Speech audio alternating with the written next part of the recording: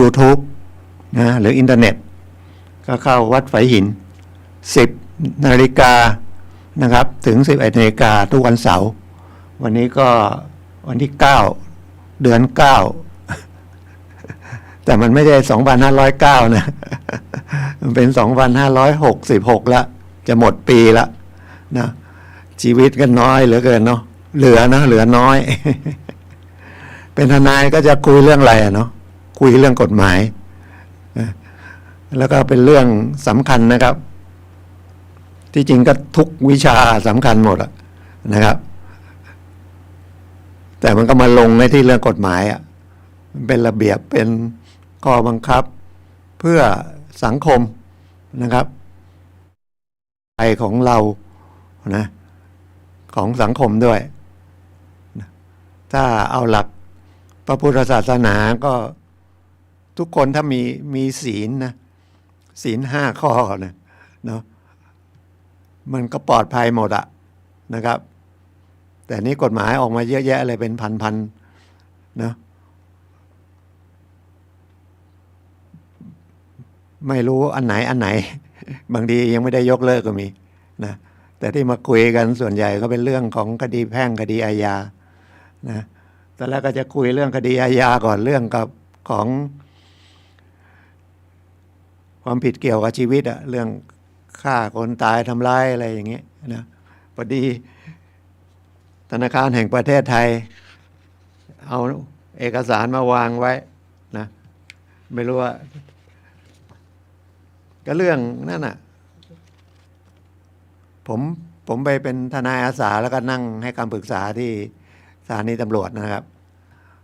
ที่กองเมืองที่ต้นธงที่ลำพูนแล้วก็ที่นิคมอุตสาหกรรมนะครับบ้านกลางนะครับไม่ใช่ไปนั่งทุกวันนะเดือนหนึ่งเดี๋ยวนี้เหลือสักเดือนละวันไม่เกิน2 วันนะเพราะว่ามีทนายอาสาเกือบ50 คนเกือบ50 ท่านนะครับแล้วก็เป็นทนายที่ปรึกษาก็คือให้คำปรึกษาเกี่ยวข้อกฎหมายนะครับที่ยุติธรรมจังหวัดด้วยแต่พอดีเดือนนี้ก็ไปนั่งละแล้วก็เป็นครั้งสุดท้ายเพราะว่าเขาเปิดแล้วก็ทดสอบแล้วก็ถ้าได้ก็ให้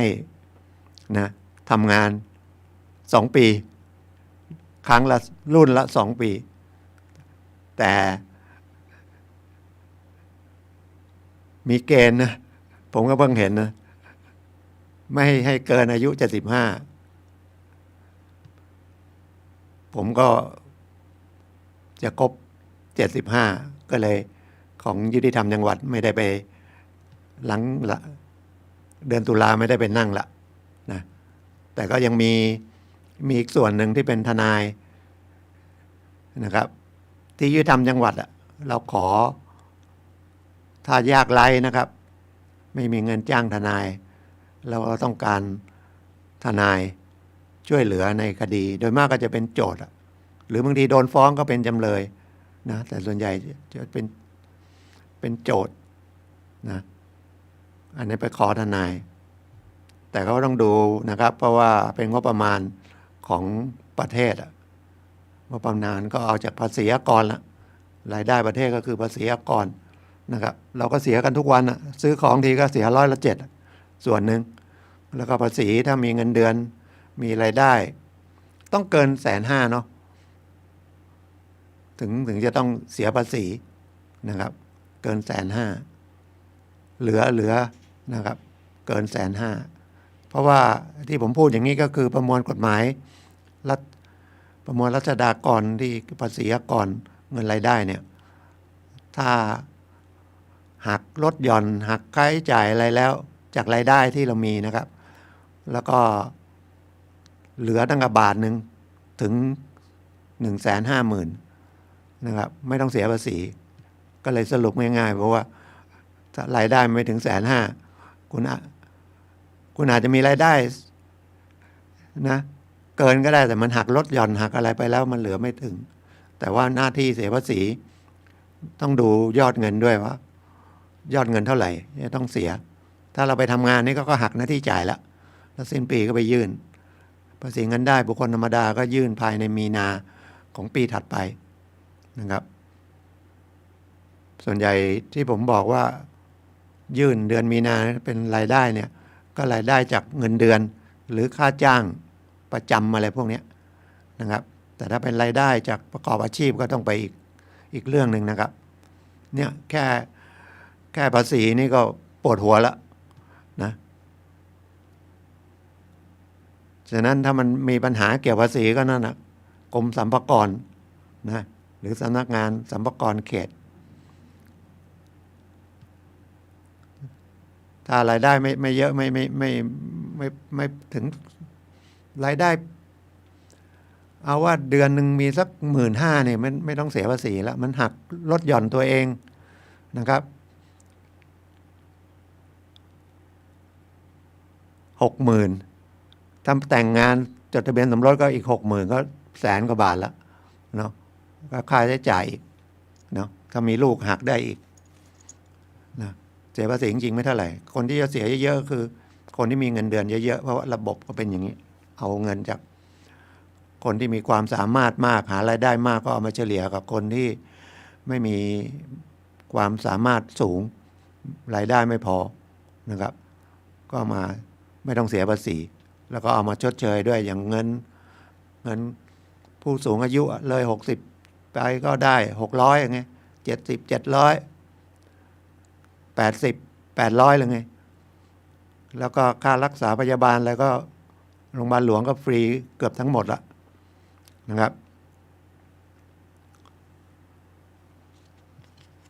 ของธนาคารแห่งประเทศไทยของเราก็มีสาขานะอยู่ที่เชียงใหม่ถนนโชตนาเส้นที่จะไปแม่ริมอยู่ทางขวามือนะเมื่อวันที่7นี่ก็เขาสัมมนาเรื่องการที่7ที่ผ่านมาเนี่ยเสียดายผมติดนั่งเวรที่สถานีตำรวจภูธรเมืองลำพูนก็เลยไม่ได้มาอยากมานะเพราะว่าเรื่องการแก้ไขหนี้จะได้เอามาถ่ายทอดให้แต่นี้ก็มาอันนึงที่วางอยู่ตรงนี้มีเล่มใหญ่อันนึงเล่มน้อยอันนึงข้างหน้าเขียนเหมือนจะเอามาให้พระเลยเขียนเป็นรูปยันเลยนะครับยันสี่เหลี่ยมเลยนะครับอย่าโลภอย่ากดอย่าโอนอย่าคลิกก็คือพวกลิงก์ที่ส่งมาอย่าโลภนะครับเกิดจากความโลภเราอะนะครับก็ต้องใช้สตินะครับพุทธศาสนาบอกว่าสติมันก็จะเกิดปัญญาโลภก็คือมนุษย์มีโลภตลอดนะครับนึกดีๆนะไม่ใช่ว่านะซื้อลอตเตอรี่ก็อยากได้ถูกลอตเตอรี่เนี่ยโลภนะเพราะโอกาสมันน้อยมากเลย2 ตัวนี่มันต้อง1 ใน 10,000ถ้าที่1 ในล้าน1 ในล้านกับ1 ใน 10,000เนี่ยให้เราหยิบเลขซื้อแล้วหยิบเลขที่เราซื้อเองยังไม่ได้เลยไม่ถูกเลยนะถ้าไม่ได้ทำบุญมาเยอะนะครับช่วยเหลือคนไว้เยอะจะมีโชคถูกลอตเตอรี่โอกาสยากโลภนะซื้อผลไม้แล้วก็เลือกกลับไปบ้านยังเลือกอีกจะหยิบกินเนี่ย ไปร้านอาหารอร่อยๆนั่นก็เนี่ยเพราะความโลภอย่างเมื่อวานนี้มันก็มีประจำเนาะกู้เงินออนไลน์ผมบอกเลยว่ามันไม่มีถ้าเห็นโฆษณาออนไลน์มาเนี่ยแล้วบอกให้กู้เงินเนี่ยกู้เงินต้องไปติดต่อที่สำนักงานนะครับแล้วก็ควรจะไปกู้ของกรุงไทยของออมสินของธกสของธนาคารสงเคราะห์ธนาคารรัฐบาลอย่างกรุงไทยก็โฆษณามา100 ละ 8ต่อปีถูกมากนะ ไม่ใช่8ต่อเดือนนะแต่เราไปกู้กัน3%5%10%20%ต่อเดือนไม่ได้เขาก็มาทำร้ายร่างกายนะครับเขาไม่กลัวกฎหมายนะครับสูงสุดนะ8%มันก็เดือนหนึ่งเท่าไหร่อ่ะ65 ตังค์ประมาณนั้นถูกนะครับไปกู้ที่ธนาคารเถอะครับนะดอกเบี้ยถูกเอางี้แล้วกันไม่ต้องกลัวเขาจะให้ไม่ให้นะไปลองดูก่อนเพราะว่าเป็นธนาคารรัฐบาลเขาก็ต้องการให้มากู้ดอกเบี้ยถูกก็ลดภาระของประชาชนนะผู้กู้นะถ้ากู้บ้านก็4%เพราะบ้านมันไม่ได้หากำไรนะครับเป็นก็ช่วยรัฐบาลไม่ต้องไปหาที่อยู่อาศัยให้ประชาชนอยู่ประชาชนก็ดิ้นรนโอ้แต่บ้าน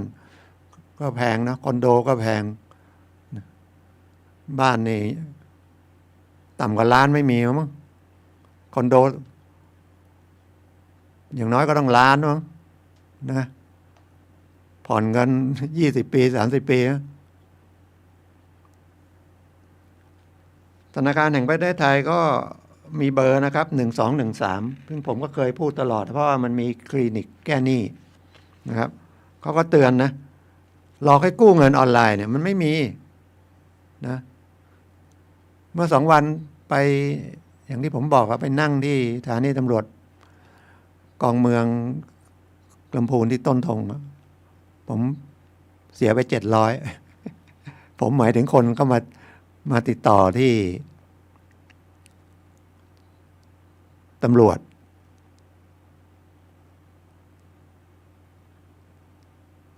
จะมาลงบันทึกประจำวันดีว่าคนนี้เสียไป700แล้วเอะใจได้ก็เสียแค่700นะครับโอนไปแล้วพอโอนไปแล้วโอนเงินไปก่อนโอนเงินเขาก็ยังเอาเลขเอาชื่อเอาเลขบัตรประจำตัวเอาเบอร์โทรศัพท์เพิ่มเอาบัญชีเราอีกนะเราเอาข้อมูลให้เขาไปเลยแล้วเอาเงินให้เขาไปแล้วสักพักหนึ่งเดี๋ยวเขาก็โทรย้อนมาละที่ว่ากู้20,000นะอนุมัติละเนาะเดี๋ยวคุณโอนมา2,000ก่อนนะดีเขาเอะใจได้เขาไม่โอนบางรายโอนไปแล้ว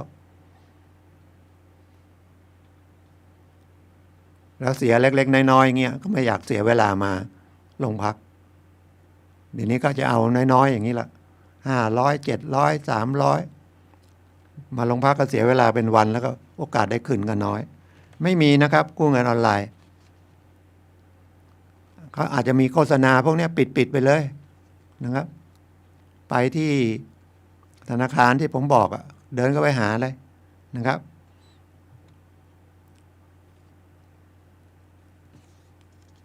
อย่าไปเชื่อนะครับไม่มีออนไลน์มีอะไรอีกขอคืนเงินภาษีมั่งขอตรวจสอบเงินมั่งไม่มีรัฐบาลไม่มีนโยบายนะสรรพากรไม่มีนะหลักใหญ่ของเกี่ยวภาษีก็สัมปทานมิตรนะภาษีสุรา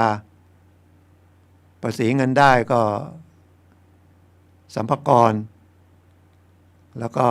พวกส่งสินค้าก็ศุลกากรไม่มีนะครับสงสัยก็ค้นเบอร์โทรศัพท์ของสถานที่เขาบอกมาไม่ต้องไปค้นกับไอ้ตัวที่มันส่งมาในไลน์มั่งส่งมาใน Facebook มั่งไม่มีนะครับโทรกลับไปเลยว่ามีอย่างนี้ไหมนะจะได้ไม่ต้องเสียเงินเสียทองไม่มีนะครับก็ยังเห็นไหมนักข่าวก็ยังโดนนะครับแต่ที่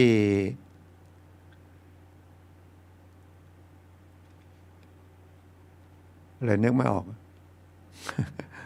ที่ว่าโดนหลอก5 ล้านนะอันนั้นไม่จริงเขาก็ต้องการจะว่าเตือนนะครับแล้วเขาก็มาหลอกตอน เนี่ยช่วงเนี้ยกันยาพอเงินเกษียณจะออกละนะครับ ครูขณะเป็นครูก็เห็นโดนหลายคนนะครับโดนไม่มีนะครับคืนภาษีคืนอะไรเล็กอันนึงนึกได้ตอนนี้ก็คือพวกหมายทั้งหลายนะหมายถ้าเป็นหมายจากศาลเนี่ยจะมีเจ้าหน้าที่ศาลมาส่งนะครับ ไม่มีส่งทางไปรษณีย์นะครับถ้าส่งไปรษณีย์ไม่ต้องสแกนอะไรนะครับ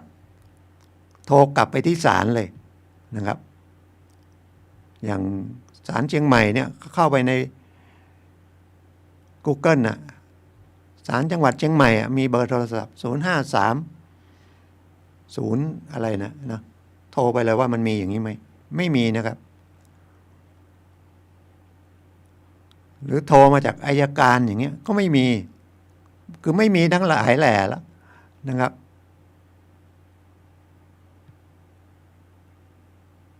คำว่าโลภก็คือพูดให้เราอยากได้กำไรอ่ะจริงๆมันไม่มีอ่ะเสียก็เสียทั้งนั้น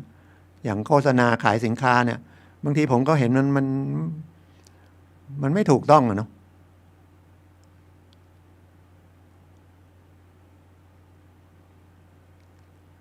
ขายแล้วก็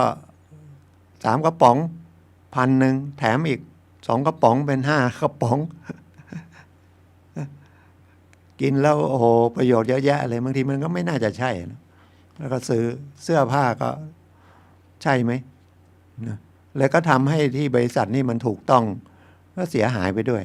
ที่ขายของจริงๆที่คนซื่อสัตย์สุจริตนะครับแต่เพราะว่าเดี๋ยวนี้ถ้ามาส่วนใหญ่จะมาขายของผ่านมือถือออนไลน์หมดละต้นทุนมันต่ำนะไม่ต้องไปเสียค่าเช่าเปิดหน้าร้านนะนั่งทำอยู่ที่บ้านก็ได้นะอยู่ที่ไหนก็ได้ออฟฟิศเล็กๆนะครับแล้วก็สั่งก็ส่งจากโรงงานไปเลยนะเป็นทอดเดียวเลยนะของก็เลยไม่ต้องบวกอะไรเยอะนะครับอีกอันนึงอย่านะครับเตือนเลยรับจ้างเปิดบัญชีเนี่ยคุณมีโทษนะครับจำคุก 2-5 ปีปรับ 200,000 ถึง 500,000 ที่เขาเรียกบัญชีม้านะครับแล้วเผลอๆเราก็อาจจะตกเป็นบัญชีม้าโดยไม่รู้เรื่องโอนเงินเข้ามาแล้วก็โทรตามมาบอกว่าเมื่อกี้โอนเงินผิดเข้ามาที่บัญชีเราอย่างเงี้ยไม่ต้องคืนยังไม่ต้องคืนไปติดต่อธนาคารนะครับถ้าจะคืนให้ธนาคารคืนให้เขียนคำร้องให้ธนาคารว่าตัวเนี้ยเขาจะเช็คกลับไปว่ามันใช่ไม่ใช่2ไปโรงพักบันทึกประจำวันไว้นะครับว่าคนโอนมาผิดนะครับแล้วเอาเนี้ยไปติดต่อที่ธนาคาร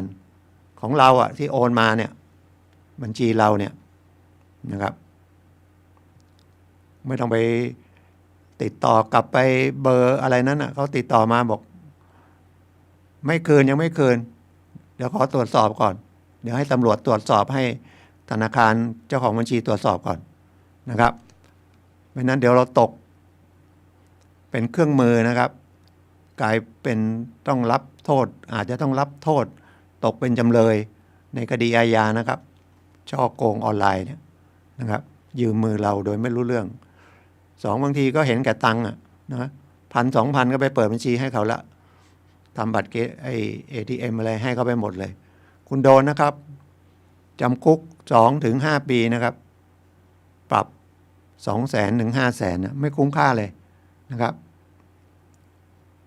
รับจ้างเปิดบัญชีฟังแล้วก็ช่วยเผยแพร่ด้วยนะ แต่เป็นวิทยุชุมชนอะไรที่อยู่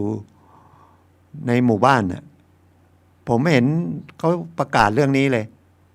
นะที่บ้านผมบ้านอื่นมีเปล่าไม่รู้นะก็เป็นประโยชน์เนาะพูดสั้นๆนะเนี่ยพอหลวงบ้านเตือนเล็กๆน้อยๆอย่างเงี้ยเตือนประจำบ้างคนก็ได้ยิน ไม่ต้องไปพูดนานนะครับผมก็เคยถามว่าทำไมไม่มีรายการอะไรที่มันกระจายเสียงที่เป็นประโยชน์มั่งเขาบอกชาวบ้านรำคาญ ก็เลยไม่ได้เปิดเลยเนี่ยแล้วไปเสียหายอย่างเงี้ยนะครับชักชวนไปทำงานต่างประเทศไปเป็นหมอนวดไปเป็นช่างถ้าจะไปที่กรมแรงงานนะครับสำนักงานแรงงานกรมแรงงานนะครับไปผ่านให้มันถูกต้องถ้าไม่ถูกต้องเนี่ยโดนหลอกไปเยอะละไปเกาหลีไปออสเตรเลียนะครับไปที่ไหนอีกอะมาเลเซียไปอะไรเวียดนามมาเลยนะโดนหลอกทั้งนั้นนะครับกดลิงก์ไม่ต้องกดเมื่อเช้าเปิดโทรศัพท์มาก็บอกว่าข่าวว่าเกี่ยวกับการประชวรขององค์พานะครับไม่ต้องไปกดนะแล้วก็ข่าวพระเทพหรืออะไรเนี่ยก็ไม่ต้องไปกดมันไม่ใช่นะไม่ใช่ของพวกอะไรมันไม่ใช่นะเหมือนโทรศัพท์อะถ้ามันโทรเข้ามาแล้วมีบวกข้างหน้านะแสดงว่าโทรจากต่างประเทศนะถ้าโทรเข้ามานี่ก็โทรไปที่จดเบอร์ไว้นะครับจดเบอร์ไอ้บวก66เนี่ยแล้วก็เลขโทรศัพท์เนี่ยแล้วโทรไปที่1200กสทช.ร้องเรียนไปเลยแล้วก็ให้ปิดเบอร์นี้นะครับเขาจะถามว่าโทรศัพท์ที่คุณใช้เบอร์อะไรนะอย่างของผมใช้ D-Tag อย่างเงี้ยใช้บริการของ D-Tag ไม่ต้องติดต่อไปที่ D-Tag นะมันไม่มีรายการอย่างนี้รายการร้องเรียนอันนี้โทรไปที่กสทช.แล้วบอกว่าของเราใช้ของ D-Tag เดี๋ยวเขาไปจัดการเองกสทช.ก็มีอำนาจก็ดูแลอันนี้หน่วยงานรัฐบาล1200นะครับลิงก์ไม่ต้องไปกดนะครับกดมันดูดเงินเราหมดเลยนะ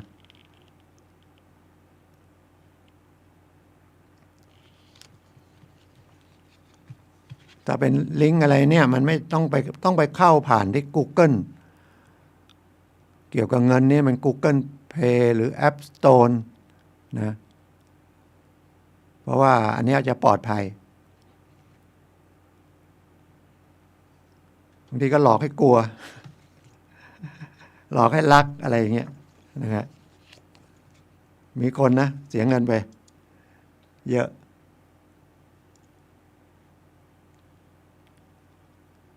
หลอกผู้สูงอายุอยู่บ้านส่งสินค้ามาบางทีไม่ได้สั่งนะครับแล้วเราไม่ได้บอกว่าไม่ต้องรับอะไรเงี้ยถ้าสั่งของต้องบอกนะเราไม่อยู่บ้านปกติถ้าส่งของไปก็จะโทรหาเราก่อนก็จะมาส่งแต่บางอย่างที่บ้านผมเนี่ยสั่งประจำจนไอ้คนส่งมันจำได้บางทีมาแล้วมาอยู่หน้าบ้านแล้วนะครับก่อนต้องโทรก่อนว่าเดี๋ยวจะมาส่งอยู่บ้านไหมเดี๋ยวนี้จำได้เราก็ต้องออกไปดูว่าเราสั่งไหมแล้วเราต้องเสียตังค์ไหมนะครับเราต้องจำนะเราสั่งอะไรที่ไหนถึงจะจ่ายเงินปลายทางแล้วตอนแกะเนี่ยเขาบอกให้ถ่ายคลิปวิดีโอไว้จะได้ไปเรียกคืนได้เมื่อ2 วันที่ผมว่าผมไม่นั่งโรงพักก็มีสั่งของไปเนี่ยได้เลยสั่งของไปได้เศษผ้ามาได้มากล่องเล็กๆสั่งเสื้อหรืออะไรเนี่ยนะครับแล้วมาแจ้งตำรวจก็เหนื่อยนะทำงานอันนี้ก็เตือนนะครับเตือนกันอีกอันหนึ่ง1213นี่ก็เรื่องหนี้นะครับถ้าเรามีหนี้แล้วมันแก้ไขไม่ได้ลองคุยกับเนี่ยนะครับธนาคารแห่งประเทศไทยเขามีคำแนะนำในการแก้ไขหนี้นะโดยเฉพาะหนี้บัตรเครดิตดอกเบี้ยมันแพงหรือหนี้ส่วนบุคคลเนี่ยนะ2 วันก่อนก็หลานโดนฟ้องบัตรเครดิต แต่ถามหลานบอกไม่ใช่แม่ให้ไปทำให้ แม่ไปใช้คนเดียวเขาฟ้องแพ่งมาแล้วนะก็นัดไปถ้าเป็นคดีแพ่งเนี่ยมันก็เรื่องเงินเรื่องทองก็ไปคุยเขาไปขอผ่อนปรนเขาขอต่อรองเขานะก็ไม่จับติดคุกติดตารางนะครับถ้าเรายากจนจริงๆไม่มีจริงๆก็ไม่ต้องไปไม่รู้จะไปอะไรนะเขาคดีทางแพ่งเขาก็มาบังคับถ้าเราทำเงินเดือนเขาก็มาหักเงินเดือนนะฮะได้มากได้น้อยก็ต้องดูมีเงินเหลือไหมถ้าไม่เหลือก็หักไม่ได้นะครับแล้วก็ไม่มีทรัพย์สินอะไรให้เขายึดอันนี้พูดไม่ใช่ว่าให้เบี้ยวหนี้นะมันเป็นเรื่องความจริงเราก็ต้องคนมาให้หนี้ให้กู้เนี่ยไม่ตรวจสอบให้ดีแต่ถ้ามีคนค้ำประกันและคนค้ำประกันมีทรัพย์สินเขาก็ไปเล่นที่คนค้ำประกันไปตามมาที่คนค้ำประกันด้วยเพราะเวลาเขาฟ้องเขาก็ฟ้องนะผู้กู้จำเลยที่หนึ่งผู้ค้ำประกันเป็นจำเลยที่สองวันก่อนก็มีโทรมาถามเหมือนกันนะถูกฟ้องแล้วนี่4-5 หมื่นก็เป็นคนค้ำประกันส่วนใหญ่เจ้าหนี้ไม่อยากฟ้องหรอกนะแต่ต้องฟ้องเพราะว่าธนาคารแห่งประเทศไทยเขาบังคับอยู่นะครับอันนี้มาพูดถึงสถาบันการเงินนะครับจะเป็นธนาคารก็ดีเป็นไฟแนนซ์ก็ดีเขาถ้าหนี้ค้างเนี่ยมันจะเป็นหนี้เสียถ้าจะเอาต้องสำรองเงินอีกนะครับมันเกี่ยวพันกันเป็นระบบนะครับ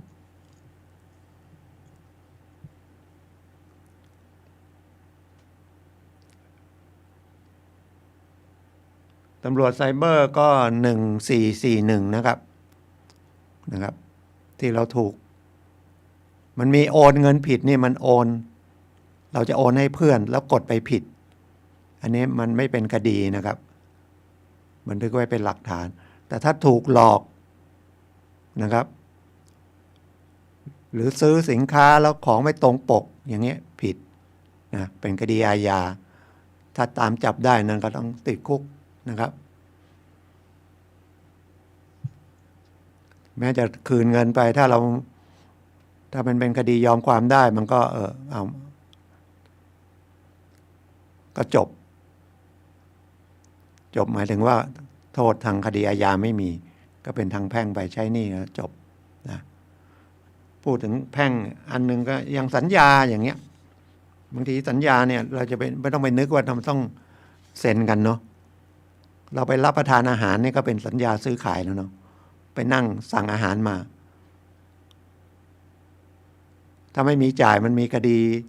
ระหุโทษด้วยนะคดีอาญานะโทษปรับนะ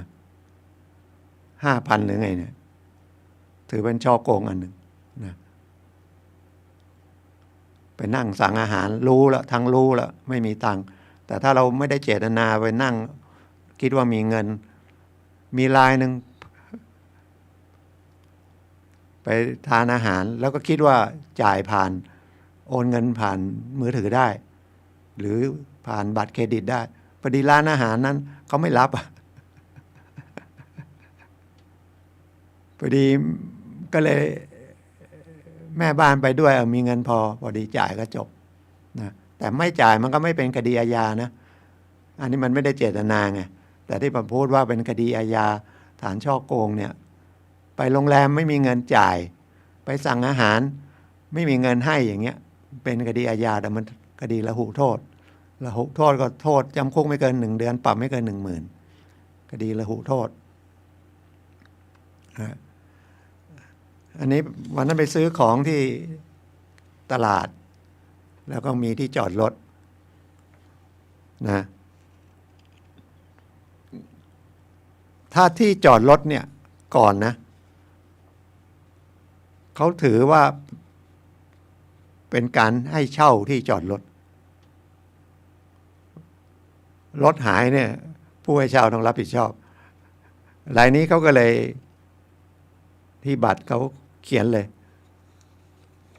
นะครับ เขาเขียนเขาก็ต้องไปให้ทนายเขียนอยู่หลังบัตรเลยบอกว่าลานจอดรถเนี่ยสงวนสิทธิ์ก็คือเขาไม่รับผิดชอบนะสงวนสิทธิ์ต่อความรับผิดชอบเสียหายสูญหายของยานพาหนะหรือทรัพย์สินของรถนะคือไปจอดแล้วเกิดรถคนอื่นมาขูดมาโดนหรือมันหายไปหรือของในรถซื้อของแล้วก็เอาของวางไว้หลังรถปิกอัพแล้วของหายอะไรหรือรถโดนงัดอะไรไปอย่างเงี้ยไม่รับผิดชอบก็เขาก็กันไว้อย่างเงี้ยจริงๆก็ไปเป็นคดีความก็ขึ้นไปเป็นศาลก็ต้องดูว่าอันนี้มันเข้ายกเว้นได้ไหมนะครับแต่เขาเขียนไว้เขาก็มีข้อต่อสู้เนาะได้เตือนแล้วเขาไม่ได้ประมาทเล่อนะต้องมาร่วมรับผิดของหายแต่ไปจอดในโรงแรมมันทำยังไงก็นะจอดในโรงแรมเนี่ยหรือของมีค่าแล้วฝากแจ้งแล้วนะว่าเรามีเงินของมีค่าแล้วจอดรถเนี่ยอีกอันหนึ่งกฎหมายก็ดูแลโรงแรมต้องรับผิดชอบหรือไปจอดรถในห้างสรรพสินค้าเดี๋ยวนี้เขาก็ไม่มียามไม่มีอะไรแล้วสูญหายก็เป็นคดีก็ถือว่าเราไปใช้บริการนะครับห้างที่ให้จอดรถนั้นต้องรับผิดชอบถึงจะเขียนอะไรไว้ก็แล้วแต่เนี่ยเขาจะเขียนว่าให้บริการทั้งนั้นก็คือเขาไม่ได้เป็นผู้ให้เช่านะครับ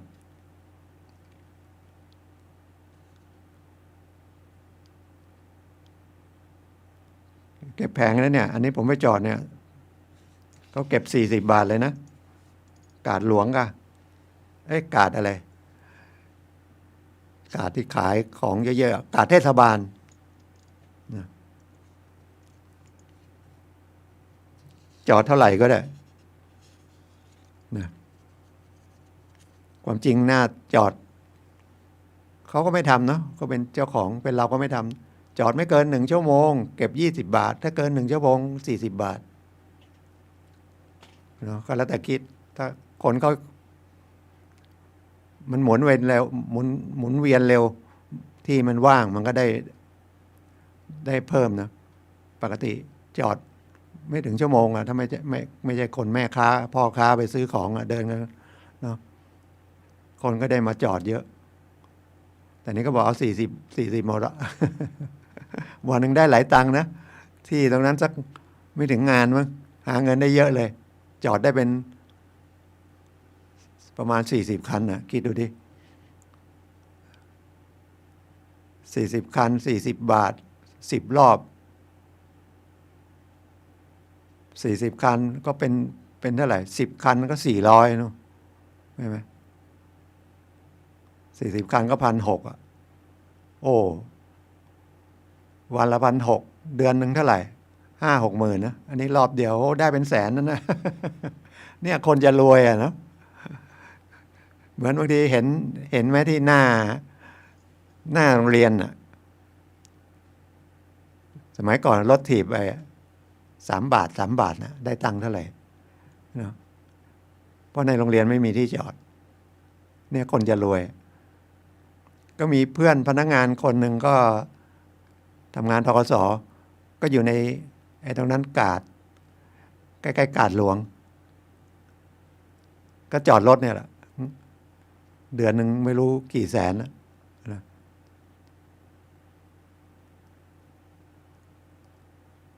คนจะรวยเนาะ ได้ที่เป็นเงินเป็นทองเลยนะจ้างคนไว้โบกรถสักคน2 คนก็วันหนึ่งเท่าไหร่วันละ1,000นะ2 คนแต่เก็บได้นะเท่าไหร่นะหลายพันนะ1,000ก็30,000 2,000ก็60,000 3,000ก็เกือบแสนละเดือนนะท่านฟังรายการทนายความพบประชาชนทางสถานีวิทยุพระพุทธศาสนาวัดไฝหินนะครับคลื่น FM 104.50 เมกะเฮิรตซ์นะครับผมทนายสุรชัยคุยกับท่านอยู่นะครับเอาเรื่องคดีความผิดต่อชีวิตเนาะฆ่ากัน ไม่ใช่คดีที่2 วันนี่เนาะที่ตำรวจโดนยิงอันนั้นไม่คุยเนาะตำรวจต้องเยอะตำรวจต้องเป็นซาวก็ไปงานเลี้ยงเขาบอกไม่รู้เรื่องได้ไงและตำรวจเพื่อนก็คนหนึ่งก็โดนยิงผมก็คิดแล้วไอ้มือปืนน่าจะต้องโดนยิงตายก็จริงพอรุ่งขึ้นก็โดนแล้วเนาะเป็นสูตร ของผมนี่ผมเป็นทนายขึ้นทะเบียนไว้เป็นทนายอาสาในคดีอาญาที่อันนี้เป็นสิทธินะจำเลยที่ต้องคดีอาญาแล้วขึ้นศาลถ้าเป็นโทษร้ายแรงอะไรอย่างโทษประหารชีวิตอะไรอย่างเงี้ยโทษสูงสุดเนี่ย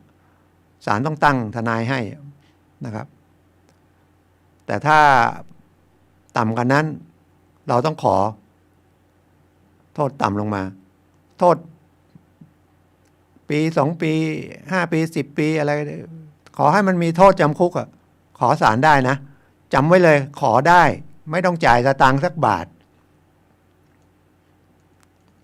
ศาลจะตั้งทนายให้เลยคุณไม่ต้องจ่ายนะแล้วเดี๋ยวทนายศาลก็จะมีค่าทนายให้ที่ก็เรียกกันทนายขอแรงนะครับทนายอาสานี่แหละทนายขอแรงนะแรงเยอะ อันนี้ก็ขอแรงนะคดีอันนี้คดีฆ่าคนตายแล้วก็เป็นคนยากไร้คนแล้วก็รู้สึกจิตจะบกพร่องคดีเกิดตั้งแต่พฤษภาปีที่แล้วเพิ่งมาตัดสินมาสิงหาเนี่ยนะครับศาลลงโทษขนาดปราณีแล้วนะ39 ปี12 เดือนทำไมศาลลงอย่างนั้นมันมีคดีที่มันเป็นเดือน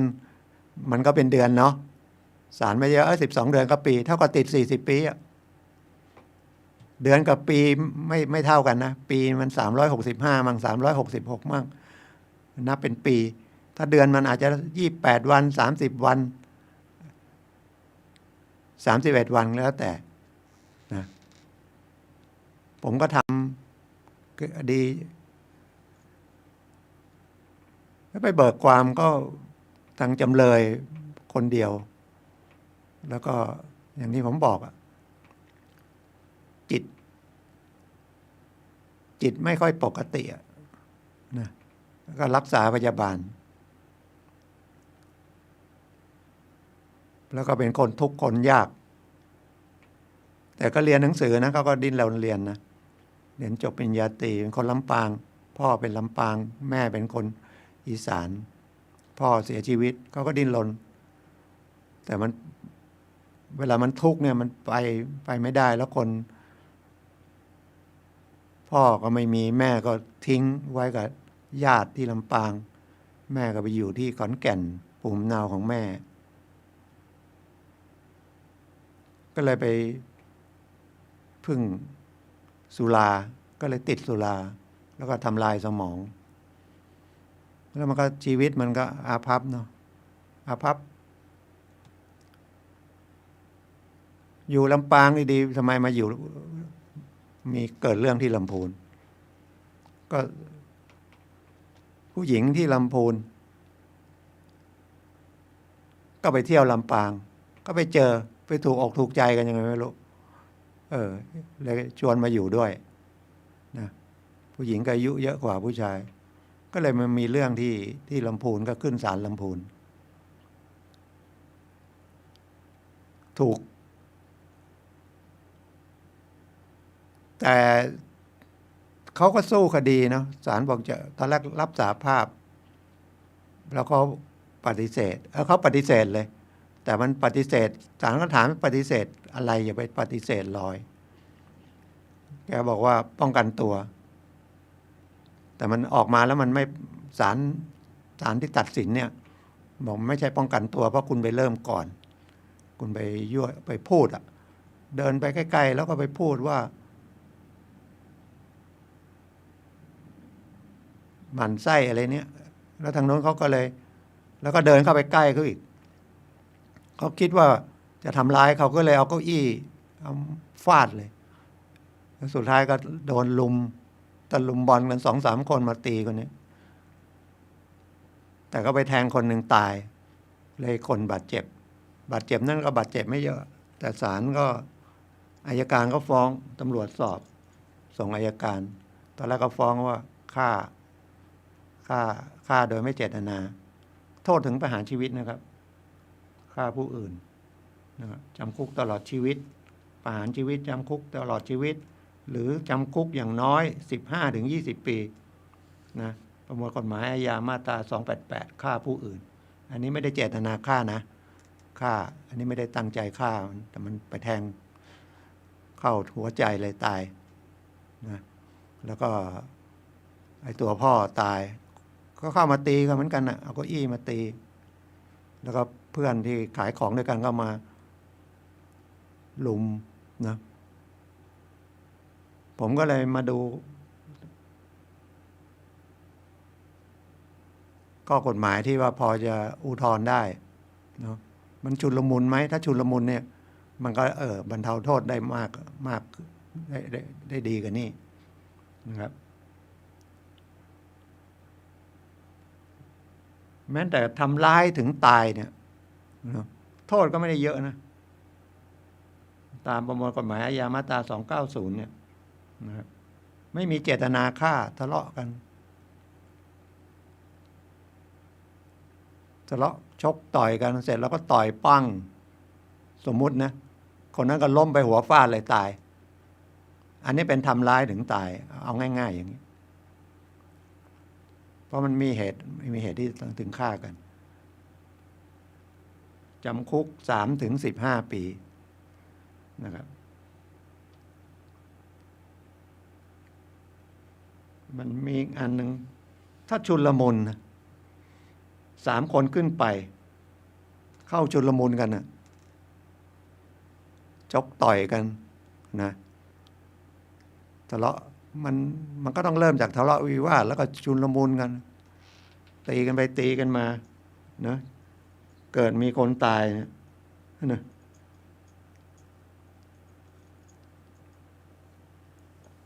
จำคุก2 ปีแค่นั้นเอง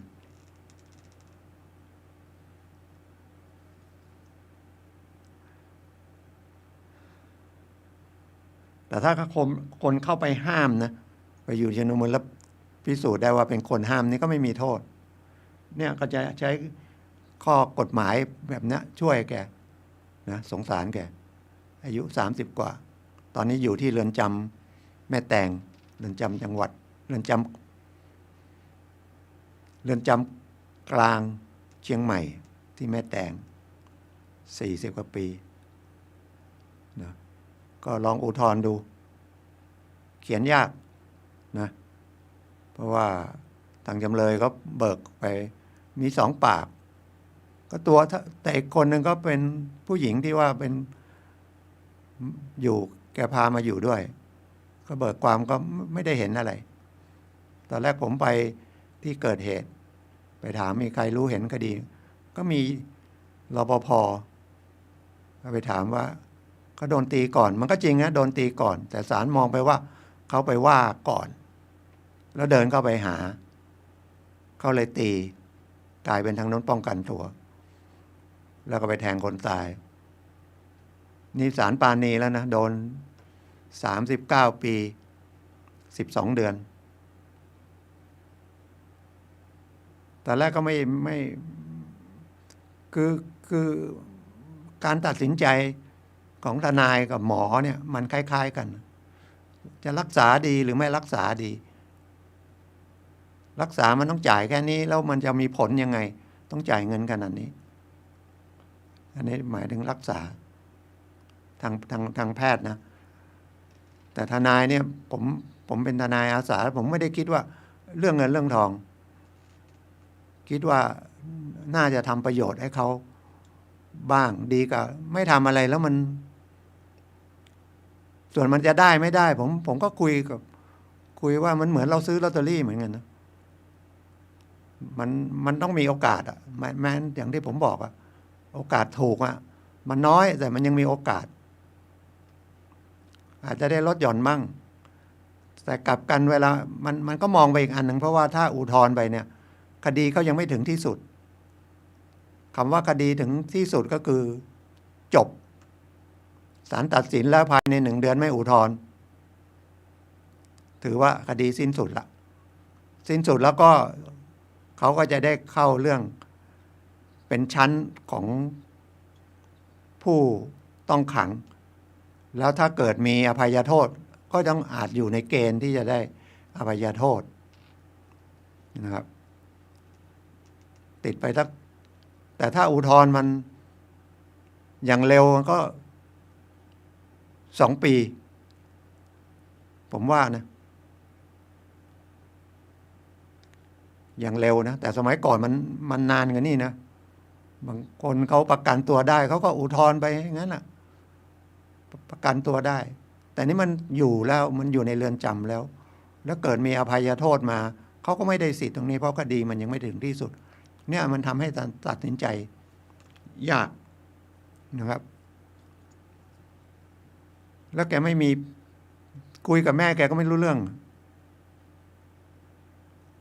ผมเคยโทรไปแล้วคุยไม่รู้เรื่องคุยไปคุยมาขอตังค์อีกนะคุยกับผู้หญิงที่พามาอยู่ด้วยก็คุยไม่เข้าใจยากเนาะมันเป็นเรื่องข้อกฎหมายเรื่องข้อเท็จจริงหรือเรื่องอะไรพวกนี้ก็ไม่ได้ผมก็เลยบอกทำใจอย่างเดียวคนเราไม่อยากติดคุกติดตารางหรือไม่อยากโดนยิงตายหรอกนะครับแต่เวลามันถึงเวลาเราไม่ได้เกิดมาแค่ชาติ2 ชาติเกิดมาพระพุทธเจ้าบอกมันเกิดมาเป็น10,000 ชาติแสนชาติแล้วเราทำอะไรไว้มั้งแล้วผลคือวิบากของกรรมเนี่ยมันมาส่งผลอย่างนี้ไม่ได้ทะเลาะเบาะแว้งกันไม่อะไรทำไมเราต้องไปทำถึงตายใช่ไหมแล้วคนนั้นก็ต้องถึงเรื่องที่จะต้องโดนตายด้วยแบบอย่างเงี้ยเหมือนอุบัติเหตุนะครับเครื่องบินตกอย่างเงี้ยอย่างเมื่อ2 วันนี้มีเพิ่งจะมาฟ้องร้องนะตกไปตั้งนานนะเจ้าของ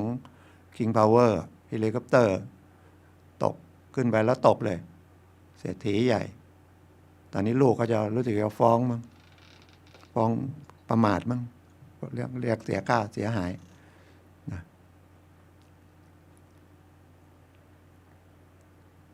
แม้แต่เราขับรถไปเนี่ยเกิดไปอุบัติเหตุเพราะความประมาทของเราแล้วคนนั่งข้างๆเราอาจจะเป็นภรรยาเป็นลูก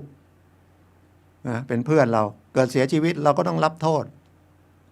ประมาททำให้คนตายนะครับแต่โดยมากคดีอย่างนี้ก็ศาลก็ รอลงอาญาให้นะครับแต่ถ้าไปทำผิดอีกก็โดนนะคำว่ารอลงอาญามันมีระยะอยู่นะครับจำคุก2 ปีรอลงอาญา3 ปีเนี่ยระหว่าง3 ปีนี่ไปทำผิดอะไรอีกไม่ได้เนาะถ้าทำผิดอีกโทษตัวที่หลังโดนโทษจำคุกก็เอานี่มาบวกหรือโทษที่หลังก็ไม่รอแล้วลงโทษแล้วก็เอาอันนี้ไปเนาะลงโทษด้วยเข้าไปอีกนะครับกำลังนั่งเมื่อวานวันก่อนทำไม่ได้เลยนั่งไม่รู้จะเริ่มยังไงเมื่อวานเริ่มได้แล้วตอนนี้ก็น่าจะเริ่มตรงที่ประเด็นเนี่ยเอาเรื่องข้อกฎหมายอันหนึ่งก็คือปัญหาจิตใจเขามันมีรายงานแพทย์มีอะไรด้วยเพื่อได้เขาได้ลดหย่อนโทษลงมามั่งสักครึ่งหนึ่งก็ยังดีเนาะเหลือสัก20 ปี20 ปีติดจริงๆก็อาจจะ10 ปีอะไรเงี้ยแต่40 ปีมันติดจริงๆอาจ20 ปีอภัยแล้วอะไรไปอีกประพฤติตัวดียังไงนะหรือไม่รู้ก็ไปป่วยจะได้รักษาหรือเปล่าเดี๋ยวอาละวาดขึ้นมาเกิดโดนทำร้ายในเรือนจำเสียชีวิตอีกผมก็สงสารเขาอย่างนั้นนะแต่จะได้ทำไปบางเรื่องก่อนส่วนได้ไม่ได้ก็ทำใจว่าเราได้ทำไปละนะมันมองอะไร ไม่100%หรอกทุกอย่างอ่ะบางทีเราคิดว่า100%มันยังไม่100%เนาะแม้แต่ตัวเราเองนะครับ ยังไม่รู้อะไรจะเกิดขึ้นนะครับ เรื่องบางทีมันบางคนอยู่ที่บ้านก็ยังโดนนะโดนลูกหลงอย่างเงี้ย เขายิงปืนขึ้นฟ้าแต่งงานยิงขึ้นไปนะหรือบวชลูกกระสุนหล่นใส่ศีรษะนะอาจจะเสียชีวิตก็ได้ หรือไม่เสียชีวิตก็ได้นะครับโดนลูกหลง หรือเอาอย่างเขาว่าเชียงใหม่อะไรร้านพุขายดอกไม้ไฟระเบิดยังไม่คืบหน้าอะไรเหรอผมไม่รู้ แต่ถ้าที่อะไรภาคใต้นั้นมันหมดเกือบหมู่บ้านเลยนะเป็นดอกไม้ไฟเป็นเชื้อระเบิดนี่เป็นตันเลยมั้ง นะเนี่ยอะไรมันก็เกิดขึ้นได้ ไม่ใช่มองเรื่องไม่ดีเนาะเรื่องไม่ดีเราไม่อยากเกิดมันยังเกิดอะไอ้เรื่องดีอยากให้เกิดไม่เกิด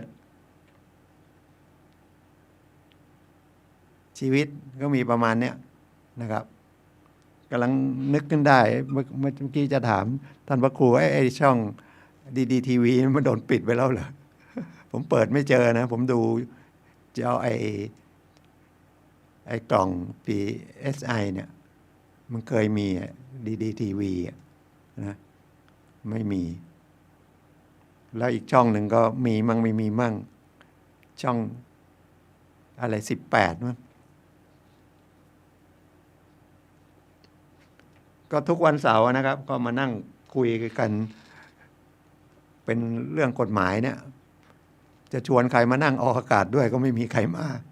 นะบางวันก็บางพูดไม่ค่อย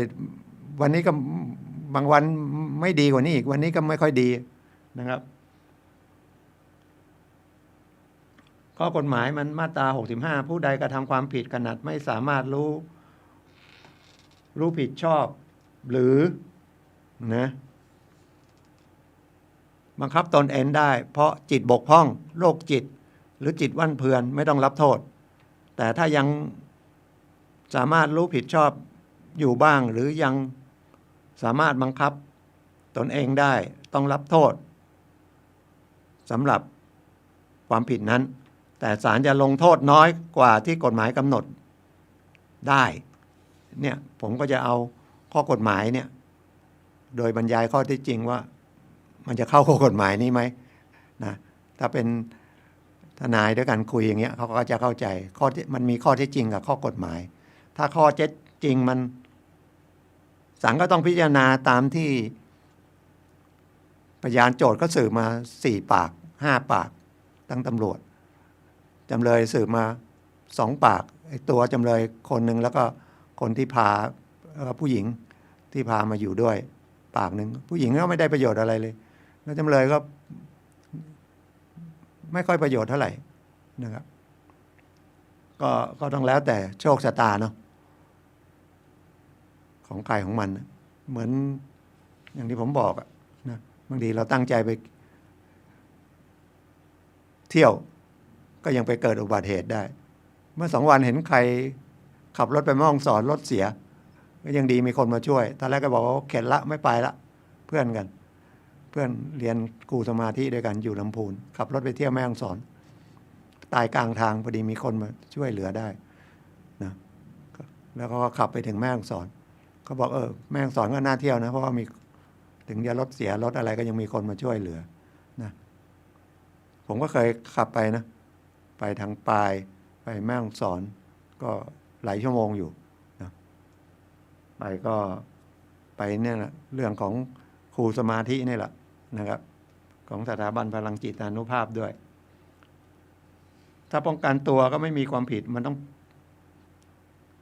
ให้เห็นได้ชัดนะว่าป้องกันจริงๆนะหรือเหตุจำเป็นนะครับก็ไม่มีต้องรับโทษตื่นเต้นตกใจนะไม่ได้ตั้งใจไงตื่นเต้นตกใจจะพิสูจน์ยังไง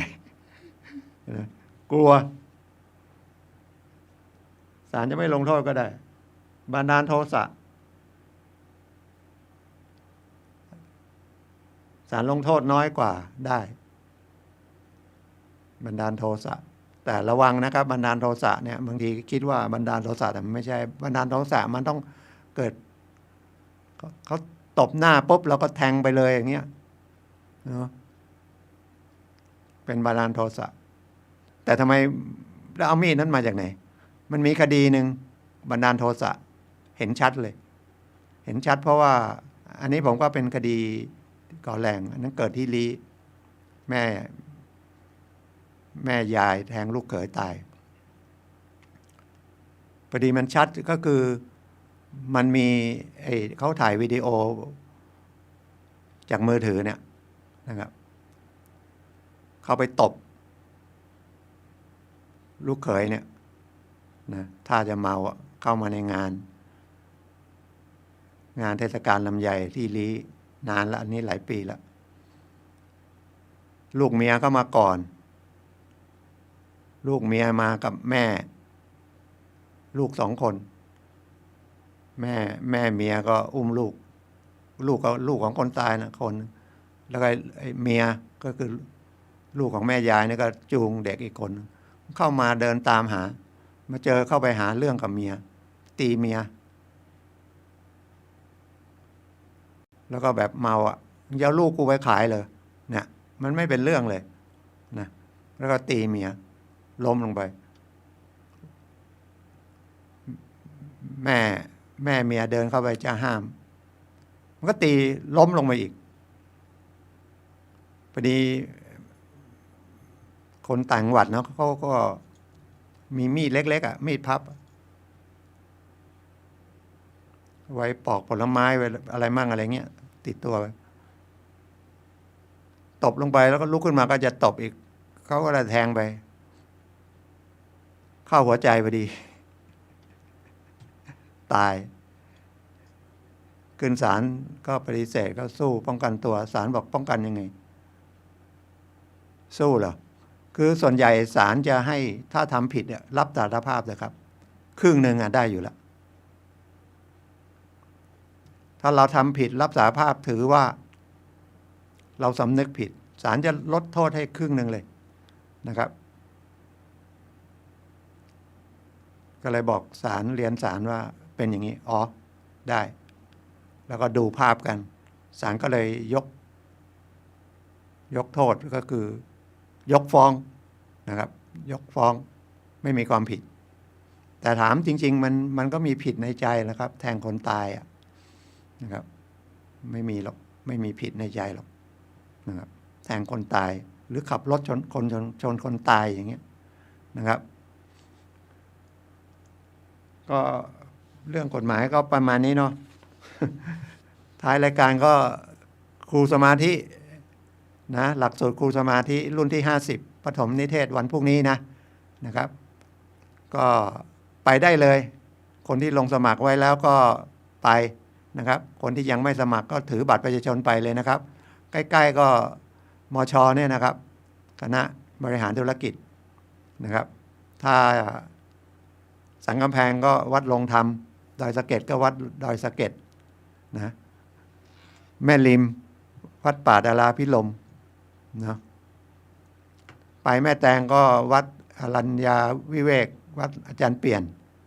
นะวัดดอนจันทร์ก็มีสาขานะไม่รู้เปิดไหมไม่แน่ใจนะครับของผมก็วัดพระยืนในเมืองเลยนะครับใกล้ๆอำเภอเมืองแล้วก็ที่ป่าซางนะครับวัดผานิชสิทธิการามก็ไปบ้านโฮงก็วัดบ้านโฮงหลวงนะครับพรุ่งนี้ก็จะไปปฐมนิเทศรุ่นที่50นะครับผมในฐานะก็เป็นศิษย์หลวงพ่อวิริยังที่ก่อตั้งสถาบันพลังจิตานุภาพนี่ก็ได้รับโอกาสนะก็ได้ช่วยงานเสริมหลักสูตรครูสมาธิเนี่ยให้มันไปเรื่อยๆนะครับเพราะว่าเป็นประโยชน์แก่ประชาชนทั่วๆไปนะครับขอให้สนใจเรื่องสมาธิเพราะว่าสมาธิของหลวงพ่อวิริยังก็เอามาจากหลวงปู่มั่นเนี่ยนะครับว่าให้มันเกิดพลังจิตก็มีสติขึ้นมานะครับชีวิตเราก็จะดีขึ้นทำงานดีขึ้นวันนี้ก็ขอบคุณทุกท่านที่รับฟังนะครับขอทุกท่านโชคดีพบกันใหม่วันเสาร์หน้าสวัสดีครับ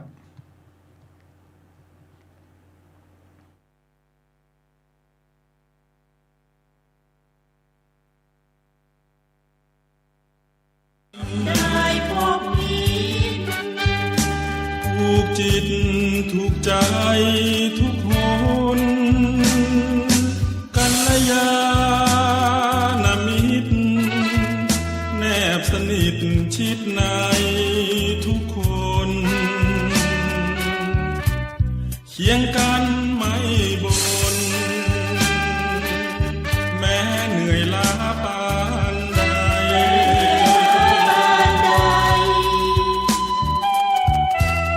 เพื่องานหลวงพ่อ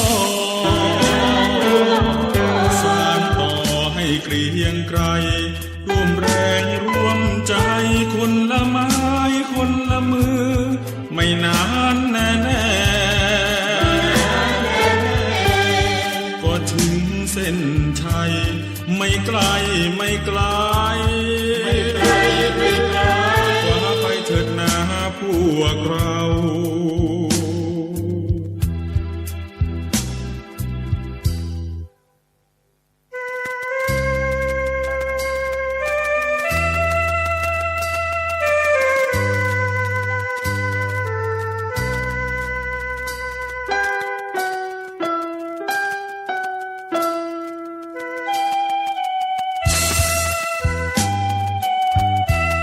เพื่องานหลวงพ่อสานต่อให้เกรียงไกรร่วมแรงร่วมใจคนละไม้คนละมือไม่นานแน่ๆก็ถึงเส้นชัย